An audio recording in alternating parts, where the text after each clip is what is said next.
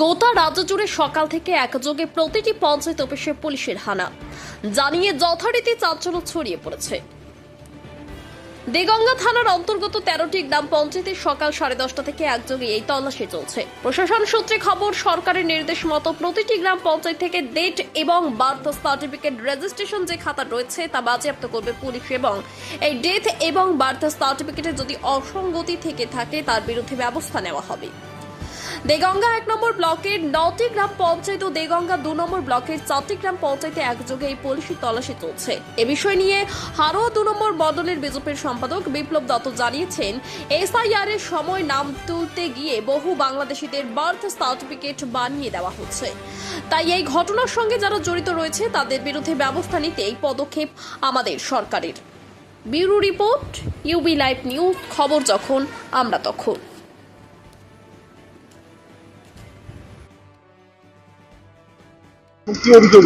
Actual Deganga ব্লকের যে 13টা পঞ্চায়েত আছে, পুরো 13টা পঞ্চায়েতে একযোগে এই পুলিশি তল্লাশি হচ্ছে। এই ডেট এবং বার্থ সার্টিফিকেটের যে আমরা বিভিন্ন সংবাদ মাধ্যমের কাছে শুনেছিলাম যে এসআইআর এর সময় ডুপ্লিকেট বার্থ সার্টিফিকেট করে ওরা জমা দিয়েছিল এবং নাম তুলেছিল, সে ব্যাপারেই পঞ্চায়েত দপ্তরের নির্দেশে আজকে সেই তল্লাশি হচ্ছে। এটা আমরা ভারতীয় জনতা পার্টি এটাই আমরা করেছিলাম, মানে অবজেকশন জানিয়েছিলাম। তার পরিপ্রেক্ষিতে পঞ্চায়েত দপ্তর আজকে শাসক দল বিজেপি, সেই পঞ্চায়েত দপ্তরের মন্ত্রী দিলীপ ঘোষ তার নির্দেশেই আজকে এই তল্লাশি হচ্ছে।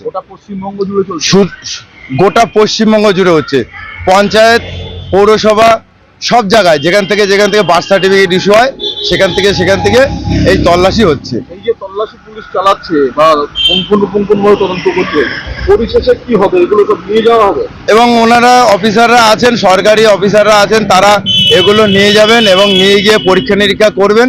যদি এর ভিতরে যদি কোনো মানে দুর্নীতি বা কোনো ডুপ্লিকেট কিছু থাকে তাহলে ওনারা আইনত যা শাস্তি দেবেন আইনের মাধ্যমে সেটাই হবে। আপনার নাম? আমার নাম বিপ্লব দত্ত, হারোয়া মণ্ডল 2 এর সম্পাদক।